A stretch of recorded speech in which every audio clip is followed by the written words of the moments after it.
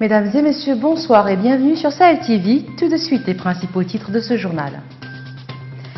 La célèbre avenue Jamal Abdel Nasser à Nouakchott a été débaptisée puis rebaptisée aujourd'hui. Elle s'appellera désormais l'avenue de l'Unité nationale.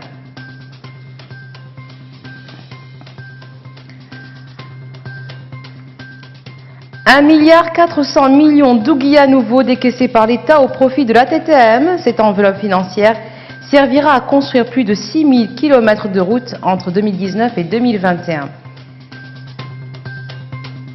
Les lauréats des awards du football ont été primés hier soir. Deux grands noms du ballon rond ont assisté à cette cérémonie.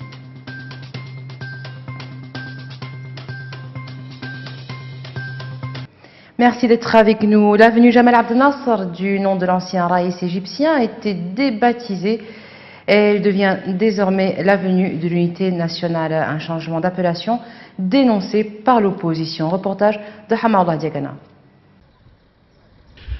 L'avenue Jamal Abdel Nasser, c'est du passé.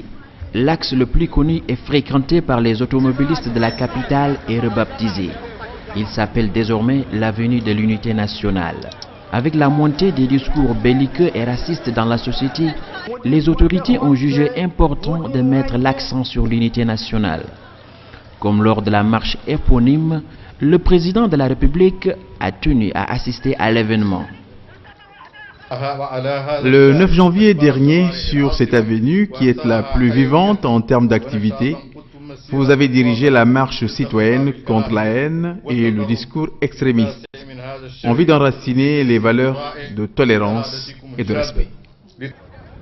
La débaptisation de l'avenue Nasser a provoqué un tollé général dans l'opposition. Elle dénonce cet acte en le qualifiant de décision unilatérale. Contre le changement des symboles du pays, et surtout si on doit les changer, ils doivent faire l'objet d'une concertation. Et il faut s'assurer que l'objectif recherché est pertinent. Personnellement, je ne vois aucun intérêt d'appeler de nommer une avenue avec l'unité nationale. On a besoin de travailler pour qu'il y ait une unité nationale. On a besoin d'efforts et je ne vois pas d'intérêt pour le fait de nommer, changer le nom pour donner le nom de l'unité nationale. On pouvait tout changer et épargner le nom de l'avenue Jamal Abdel Nasser, qui est un leader arabe dont l'impact et l'empreinte ont marqué l'histoire de la révolution. On a besoin de gens comme Jamal Abdel Nasser. Pour certains observateurs, ce changement de nom de la plus célèbre avenue de Nouakchott concrétise la volonté des autorités publiques de mobiliser les populations en faveur de la cohésion sociale, un mois après l'imposante marche organisée à Nouakchott contre le discours raciste et haineux. Près de 1000 km de routes non revêtues, 5300 km de routes bitumées, dont 857 km en cours de réalisation ou de réhabilitation. Tel est l'objet de deux contrats programmes signés entre l'État et la TTM. Ces contrats doivent être exécutés pour la période 2019-2021. Les projets de loi relatifs à ces contrats ont été adoptés hier par l'Assemblée nationale. Ces contrats-programmes seront entièrement supportés par le budget de l'État mauritanien à travers une enveloppe financière de $1,4 milliard d'ouguiya nouveaux. Reportage CRS-TV. Le réseau routier national a connu ces 10 dernières années un développement sans précédent. Il a été réalisé plusieurs routes urbaines, périurbaines et interurbaines pour faciliter la mobilité des populations, le désenclavement des villes et partant booster le développement économique et social à travers les voies de communication. Mais la préservation de ces infrastructures n'est pas sans écueil. Les routes coûtent cher aux contribuables mauritaniens. Et pour preuve, le contrat-programme en question soumis aux députés coûte à l'État mauritanien $1,4 milliard MRU. Le mauvais état de nos routes est par ailleurs source de plusieurs désagréments et même d'accidents mortels. Cette route est d'importance nationale et même sous-régionale. Elle est l'axe le plus direct qui relie l'Afrique du Nord à l'Afrique subsaharienne. Depuis 2013, à cause des piteux états de la route, les passagers qui l'empruntent souffrent le martyre, sans compter les dégâts causés aux véhicules du transport. Ce sentier a fait l'objet d'un marché dont les travaux devraient s'achever en 2014. Je vous rappelle, Monsieur le ministre, que nous sommes déjà en 2019. Les deux projets de loi soumis aux députés définissent les engagements de la Société d'assainissement, des travaux, de transport et de maintenance ATTM et de l'État mauritanien dans le cadre de l'exécution de ces deux contrats-programmes ainsi que les voies de suivi, d'évaluation et de leur exécution.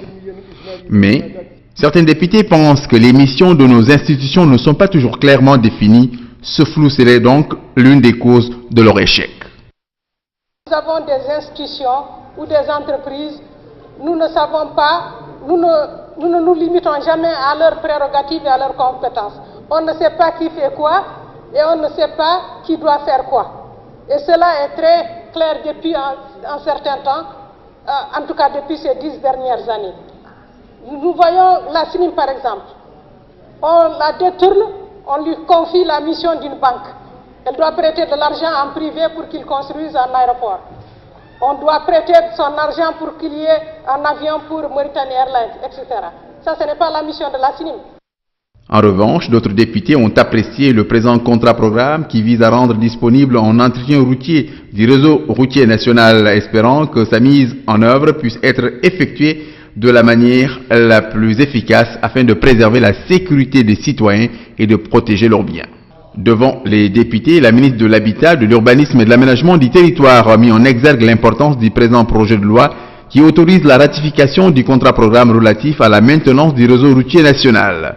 Le réseau routier visé par le présent contrat-programme fait en linéaire de 997 km de routes non revêties, en plus de 5265 km de routes bitumées, dont 857 km en cours de réalisation ou de réhabilitation, soit une évolution de 6% par rapport au réseau routier contrat-programme antérieur. Les rideaux sont tombés hier soir sur la cérémonie des FFRIM Awards. Elle a été organisée par la Fédération mauritanienne de football pour récompenser les meilleurs du foot national lors de la dernière saison sportive. Invité d'honneur de cette année, deux légendes du football africain, l'Égyptien Mohamed Aboutrika et le Camerounais Samuel Eto'o. Le premier prix du meilleur joueur mauritanien évoluant à l'étranger est revenu à Ismail Diakité qui évolue dans le championnat tunisien. Celui de meilleur joueur du championnat local a été remporté par Abdoulaye Gueye d'Ibali, sociétaire du FC Nouadhibou. La commission d'organisation a choisi de décerner le prix de la meilleure révélation à Abdellah Mahmoud, joueur du club espagnol Alaves. Elle a décerné le prix du meilleur entraîneur au Camerounais Njoya Moril, coach du FC Nouadhibou. Deux joueurs se partagent le prix du meilleur buteur de la dernière saison, Bali du FC Nouadhibou et Hamoyo Tanger. Au cours de cette cérémonie, il a été révélé la formation type pour la saison écoulée. A été choisi pour le poste de gardien de but Souleymane Diallo, en défense Omar Mangane, Sidi Bilal, Mustafa Diaw, Mohamed Ouad et pour le milieu de terrain Yacoub Ousmane Bali, Hassan Tegedi, en attaque Sidi Touda, Hussein Kamara et Hamoye Tangi. Les travaux de la commission permanente de la Fédération arabe des journalistes ont été ouverts aujourd'hui à Nouakchott et à l'ordre du jour, le renouvellement des instances de la fédération, bilan et perspective. Une session de formation sera organisée en marge de la manifestation au profit de jeunes journalistes des pays arabes, à savoir la Mauritanie, le Sultanat d'Oman, le Maroc, la Tunisie, l'Égypte, le Soudan et les Émirats arabes unis. La session de formation sera dispensée par des encadreurs de l'Union générale des journalistes arabes et des formateurs mauritaniens. Les associations représentant la communauté Peul du Mali ont protesté hier contre les violences communautaires dans le centre du pays.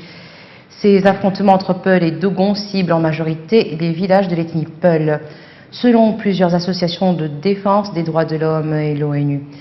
Un meeting a rassemblé quelques milliers de personnes hier samedi. La salle du Palais de la Culture à Bamako était pleine à craquer, parsemée de rouge, couleur des vêtements des participants. Arrêtez le massacre, pouvait-on lire sur la pancarte, et à la tribune, les témoignages se sont enchaînés. Abdelaziz Diallo, le président de l'association communautaire Peul, Tabitaï Poulako, accable les chasseurs d'oiseaux qu'il accuse d'être les auteurs de ces massacres. Et une cérémonie funéraire des 10 soldats tchadiens tués le 20 janvier dernier s'est déroulée aujourd'hui au mémorial de la base de la MINUSMA. Ils ont été tués lors d'une attaque terroriste à Galok dans la région de Kidal. Oraison funèbre, décoration à titre posthume et dépôt de gerbes de fleurs sur chaque cercueil des 10 soldats tombés. Témoignages et hommages solennels rendus par le président malien Ibrahim Boubacar Keïta. Le représentant spécial du secrétaire général de la MINUSMA, Mohamed Saleh Al-Nadif, s'était exprimé devant les dépouilles mortelles de ses compatriotes tchadiens venus combattre au Mali il y a seulement 10 jours et dont la moyenne d'âge était comprise entre 20 et 36 ans. La police soudanaise a réprimé à tirs de gaz lacrymogène de nouvelles manifestations antigouvernementales aujourd'hui. Le président Omar al-Béchir accuse les médias d'exagérer l'ampleur de la contestation au Soudan. Miné par une crise économique et des pénuries, le pays est secoué depuis le 19 décembre dernier par des manifestations quasi quotidiennes déclenchées par la décision du gouvernement de tripler le prix du pain. Les protestataires appellent au départ du président Béchir, arrivé au pouvoir il y a près de 30 ans, en 1989, à la suite d'un coup d'État. Selon un bilan officiel, 30 personnes ont trouvé la mort lors de ces manifestations. Les organisations de défense des droits humains évoquent de leur côté au moins 40 morts. Et pour terminer, en France, les défenseurs de la transition écologique sont toujours sur le front. 90 événements sont organisés dans tout le pays pour le climat, quelques marches, des chaînes humanitaires à Lyon et à Lille, une mobilisation dans la capitale Paris. Surfant sur le succès de la pétition L'affaire du siècle qui a recueilli plus de 2 millions de signatures, les organisations non gouvernementales veulent donner un nouveau souffle à leur mobilisation. Elles savent que les événements autour de la question climatique rassemblent désormais un public plus large, au-delà des seuls militants écologistes. Et voilà, ce sera tout pour aujourd'hui. Tout de suite le rappel des titres. À Nouakchott, la célèbre avenue Jamal Abdel Nasser a été débaptisée puis rebaptisée aujourd'hui. Elle s'appellera désormais l'avenue de l'Unité nationale.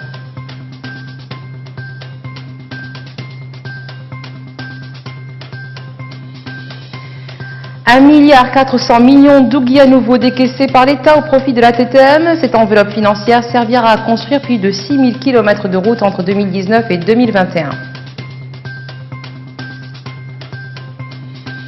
Les lauréats des Awards du football ont été primés hier soir. Deux grands noms du ballon rond ont assisté à cette cérémonie.